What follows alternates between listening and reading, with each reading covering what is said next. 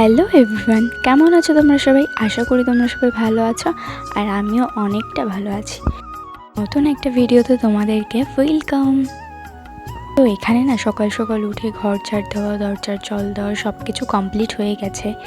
তো এবার আমি একটু চা করবো হাজব্যান্ডের জন্য। আজকে সকালে ও বলছে চা খাবে, তো তাই ভাবলাম একটু চা করে আদা দিয়ে। আর ওর যেহেতু শরীরটা একটু খারাপ, মানে একটু সর্দি হয়েছে, জ্বর এসছে, তো ভাবলাম একটু আদা দিয়ে করাটাই বেটার হবে।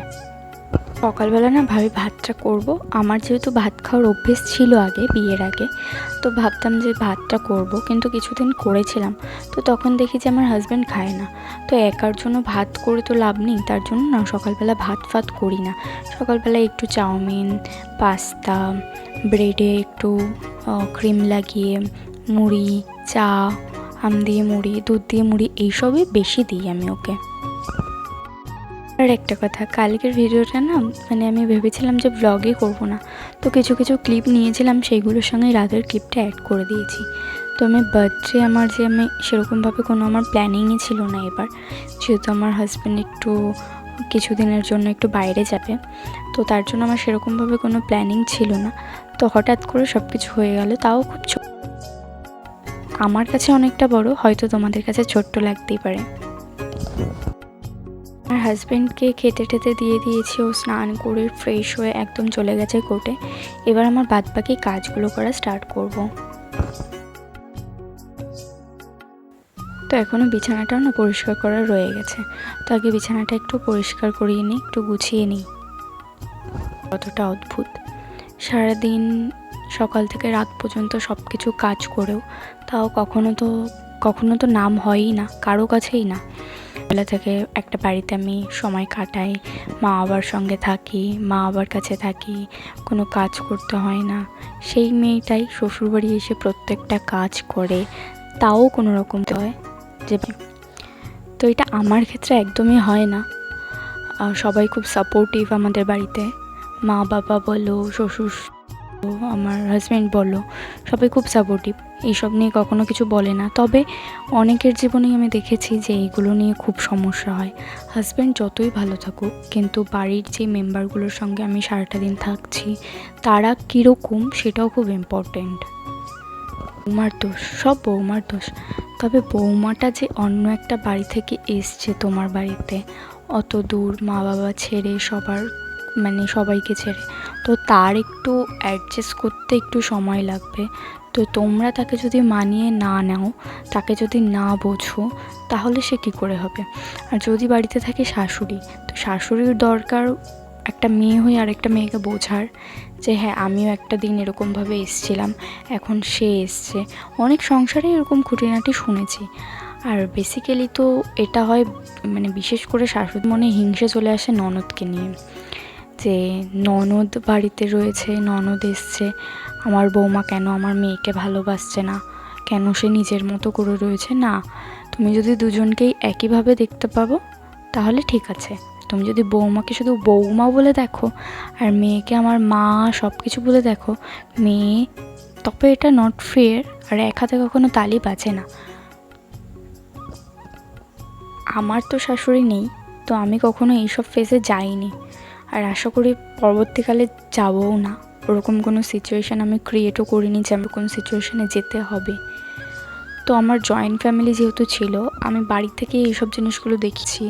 আর আমার এই 20 বছর বয়সে আমি যে আমার বাড়ির পরিবার থেকে শিখেছি, আমি একটা মানুষকে, সে ভালো কি খারাপ, আমি তাকে ভালোভাবে চিনতে পারবো, তার সঙ্গে কথা না বলেই। তো যাই হোক, এখানে তোমাদের সাথে কথা বলতে বলতে আমার অনেকটাই কাজ এগিয়ে গেল। তো আমাদের ঘরটা তো দেখলেই গুছিয়ে নিলাম। তো তারপরে অনেকগুলো জামা কাপড় ছিল কালকে, যেগুলো ভিজিয়েছিলাম, তো সেগুলো শুকিয়ে গিয়ে ঘরেই না রেখে দিয়েছিলাম। রাতে আর গোছানো হয়নি, যেহেতু বিকেলে তুলেছিলাম। তো তারপরে ভাবলাম যে জামা কাপড়গুলো গুছিয়ে নিই। তো জামা কাপড়গুলো তাই গুছিয়ে নিয়ে ডাইরেক্ট এই ঘরে চলে আসলাম। এটা আমার শ্বশুরমশাইয়ের ঘর। তো এখানে এসে বিছানাটা একটু গুছিয়ে নিলাম। তো জানো তো, এই ঘরেও তো সুন্দর করে আমার হাজব্যান্ড পর্দা এনে দিয়েছিল, পর্দাগুলো লাগিয়েছিলাম। সেই যে ধুতে খুলেছি, দিয়ে বাবা বলে এই গরমে পর্দা আর লাগাবো না, পর্দাতেই লেগে লেগে হাওয়াটা না গায়ে লাগে না, তাই আর পর্দাগুলো লাগানো হয়নি। সেই পর্দা ওই রকমই রয়ে গেছে। তো এখন বাসনগুলো মেজে নেব। তো আজকে না বেশি কিছু করিনি, একদম সিম্পল রান্নাবান্না করেছি, ডাল ভাত। তো সেটা করা হয়ে গেছে, কতক্ষণ আর লাগে তাই ডাল ভাত করতে। দিয়ে এবার বাসনগুলো মেজে নেব, দিয়ে উপরে যাব পুজো দিতে। কীরকম মেঘলা জানো তো, আমাদের ওইদিকে খুব বৃষ্টি হচ্ছে, মানে আমার বাপের বাড়ির থেকে। কিন্তু এইদিকে কোনো বৃষ্টির সিনই নেই, এত গরম পড়েছে, একটু বৃষ্টির দরকার ছিল। তবে যাই হোক, বৃষ্টি হচ্ছে না, মেঘ করেছে। তবে দেখি বৃষ্টিটা হয় কি না হয়। তবে বাবা বলছে ওইদিকে নাকি সকাল থেকে বৃষ্টি হচ্ছে। আর তো প্রতিদিনের ডিউটি জামা কাপড় কাচা, সেটা একটা হোক বা দুটো, সেটাই এখন কেচে নিয়েছি, তো উপরে মেলে দিচ্ছি। এইবার এইগুলো মেলা হয়ে গেলে পুজোটা না দিয়ে নেব। বললাম না যে আমার ফ্যামিলি থেকে আমি অনেক কিছু শিখেছি, মানে আমার তো জয়েন্ট ফ্যামিলি, অনেক মেম্বার। তো সেখানে এক এক রকম মানুষ, এক এক রকম, মানে সবার মন তো সমান হয় না, কারো মন এরকম, কারো মন সেরকম। তো সেই রকমই সবার মন থেকে না আমি অনেক কিছু মানে শিখেছি। আর তখন শিখেছি যখন আমার বাবা হসপিটালে ভর্তি ছিল 2 মাস। তো সেই ঘটনাটা না হয় নাই বললাম, অনেক আমার জীবনে অনেক একটা কষ্টদায়ময় একটা ঘটনা ছিল। তো যাই হোক, তো বাদ দিই সেই সব কথা। তো এখানে পুজোটা দিয়ে নিচ্ছি। তো কমেন্ট করে জানিও তো যে পুজোর সময় ঘন্টা বাজাতে আছে কি নেই। আমার শ্বশুরমশাই বলে যে ঘন্টা নাকি বাজাতে নেই। তো তোমরা প্লিজ কমেন্টে জানিও তো, ব্যাপারটা না আমার জানা নেই।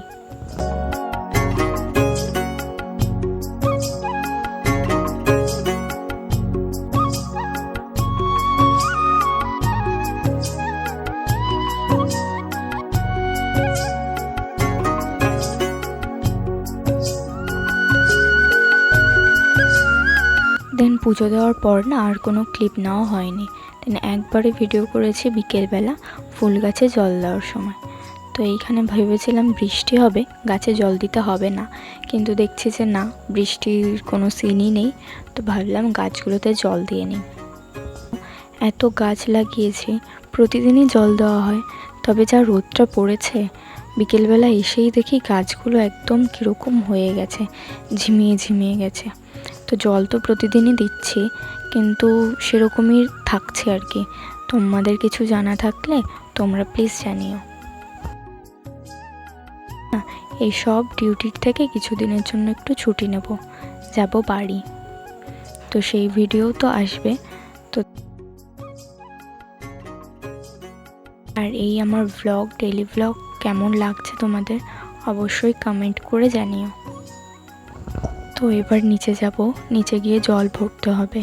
তো জল ভরা আমার কমপ্লিট। তো এবার ঘরে নিয়ে যাব।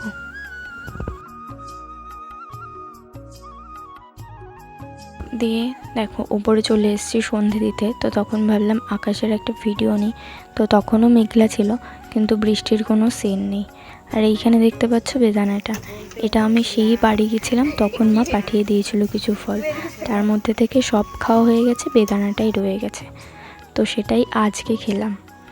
আর মাকে বলেছিলাম বোন যখন চাউমিন করছে একটা ক্লিপ করে দিও। তো এখানেই সেই ক্লিপটা, বোন চাউমিন করছে। বাবা যা বললো বেশ ভালোই নাকি চাউমিনটা করে। হাজব্যান্ডের একটু এই তেলে ভাজা জিনিস খেতে ইচ্ছে করছিল, ও এনেছিল। তো ভিডিওটা এই পর্যন্তই। Bye bye.